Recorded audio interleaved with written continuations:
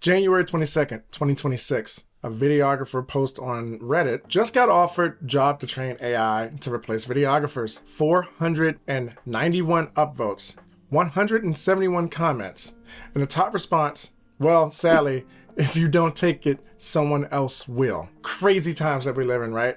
This might sting a little to hear, but it is the truth. That Reddit post is not just a warning sign, it's a receipt. It's already happening. At the end of this video, I'm going to tell you exactly what's coming up in the industry and one skill that doesn't just protect you from it, but actually puts you in a position to capture revenue and use it to exclusively battle the corporate giants. All right, let's get straight to the facts. The influencer market hit $11 billion last year, projecting to reach about $154 billion by 2032. And 41% annual rate growth, that's astonishing. And that number isn't coming from just some other industries. It's coming to this one right here. Let's start with the gut punch. That Reddit post is not a hypothetical. Real person, real account, real job offer. Here's what they wrote. I'm so shocked. I don't know who needs to hear this, but nobody should help AI companies replace them on the job market. And it wasn't the only one. Right below it, how many of you lost clients to AI? 74 upvotes, 93 comments. Another, fifth time a client specifically asked for AI in their video.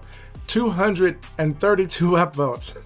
This isn't coming, it's already here. But the Reddit posts aren't just anecdotal. Let me show you the real numbers. So Aitana Lopez, 25 from Spain, 400,000 Instagram followers, major brand deals, clothing, beauty, lifestyle, around $11,000 a month.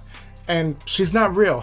She does not exist. She's 100% AI generated, and here's the part that needs to really sit with you right here. The brands don't care. They're getting engagement, they're getting reach, they're getting conversions. Why pay a human crew $3,000 for a shoot when an AI persona delivers the same exact metrics at a fraction of the cost? She's not an outlier. Hundreds of AI influencers now, some with major agencies, some landing deals, and they're using it to go to real creators, real sets, real crews, real videographers, right? So the World Economic Forum, 85 million jobs displaced by AI in 2030. More recent reports push that there's 92 million is gonna happen. You got McKinsey, January 2026 on the film and TV industry direct quote, AI will compress job roles. Film jobs will shrink. The old model of 20 people on a set for a commercial is already being replaced by smaller teams with assisted AI workflows.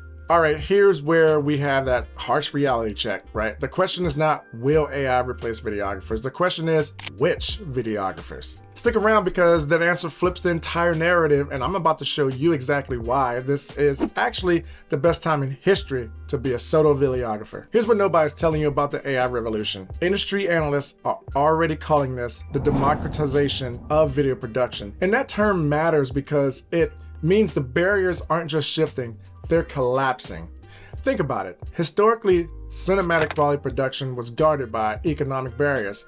If a brand wanted a sweeping environmental shot, complex visual effects, or like a scaled global campaign, they had no choice. They had to hire large production companies with a massive crew. That wall is now gone. AI is breaking those barriers down, and it means independent creators and boutique agencies like you and me can now capture revenue that used to belong exclusively to the big players. So the same force that threatened some videographers is now creating the biggest wealth transfer in the history of our industry. The question is not whether AI is coming, the question is which side of the transfer you're standing on right now, right? Now let me show you exactly how the money is moving, because it's already moving in 3 specific directions. Number 1, solo creator empowerment. Generative AI allows a single videographer to achieve production values that traditionally required an entire department. Reference-based generation, complex pre-visualizations, background generations, all of it. Independent creators can now successfully pitch and execute high-end products they were previously locked out of. No crew budget, not a problem anymore. The AI is the crew. A phone makes you lazy because it does the work for you. AI demands that you show up and be the director.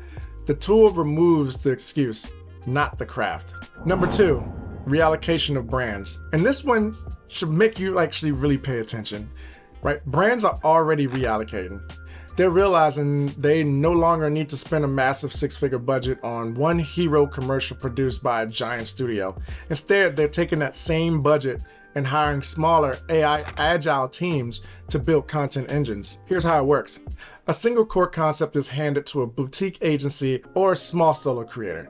That creator uses AI to spin up hundreds of localized, personalized, platform-specific assets.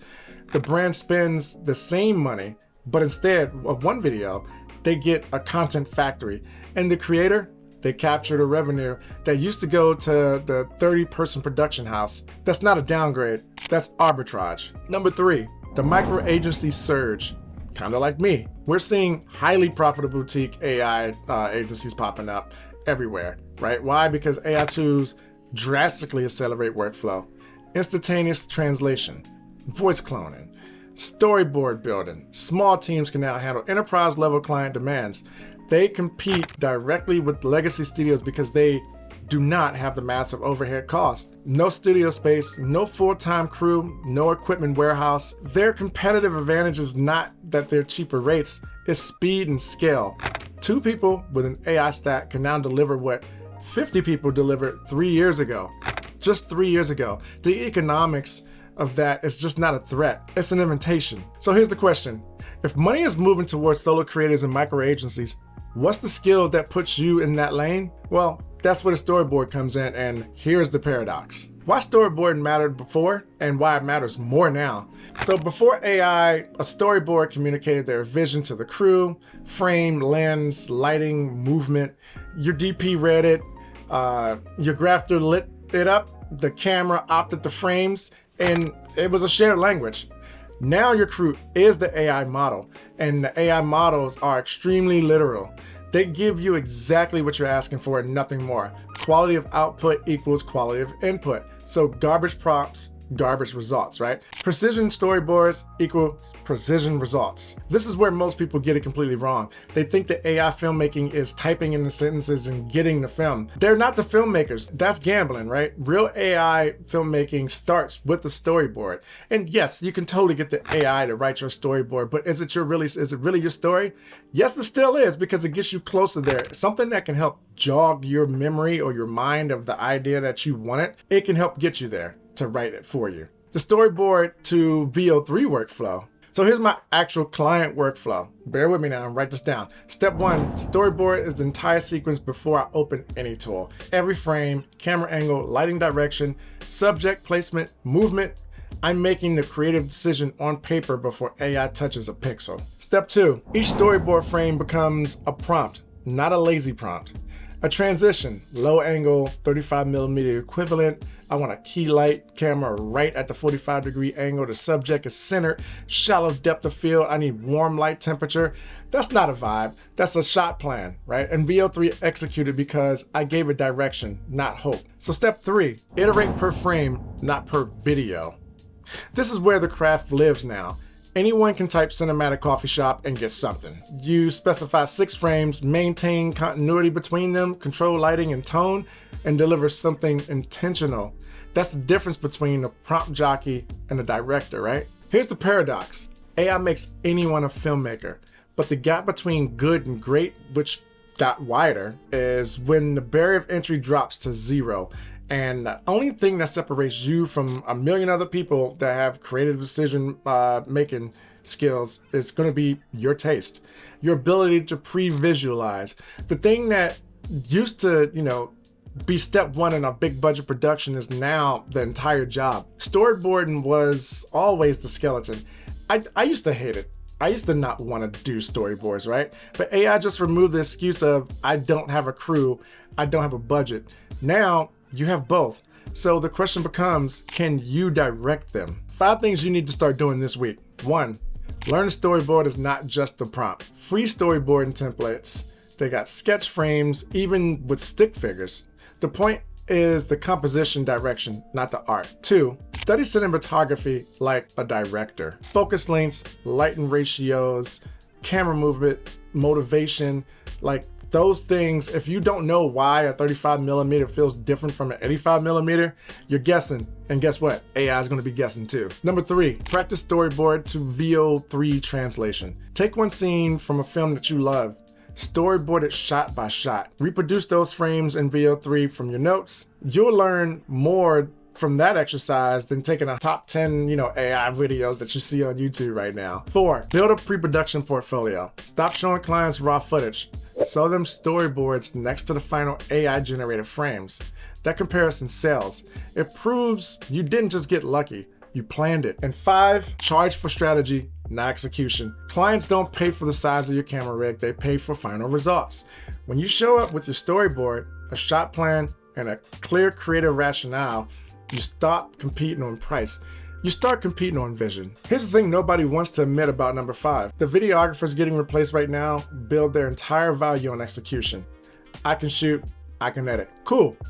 So can AI eventually, right? But can you pre-visualize a scene that makes someone feel something? Can you direct a sequence that tells a story? Can you walk into a client meeting and articulate exactly why shot 4 cuts to shot 5 and why that matters for brand revenue? That is a skill set. That is the moat. The tools will keep changing. VO3 today, something else tomorrow. But the ability to see a sequence in your head before it exists, timeless. The same AI that threatened execution-only videographers is handing solo creators and micro agencies like mine a seat at the table that we were once locked out of. The $200,000 commercial is no longer protected by a crew budget. It is up for grabs. The only question is whether you walk in with a storyboard and a plan or a camera and a prayer. If this gave you a clear path forward, hit that subscribe button, hit the like button, drop a comment. I hope so. Which side of the transfer are you standing on? I read a lot of those comments, and I'll be honest, of all opinions, I do enjoy them, right? Because I like to answer people who have different opinions than me. Thanks for joining me. I want you to keep creating and stay tuned for the next one, y'all. Take care.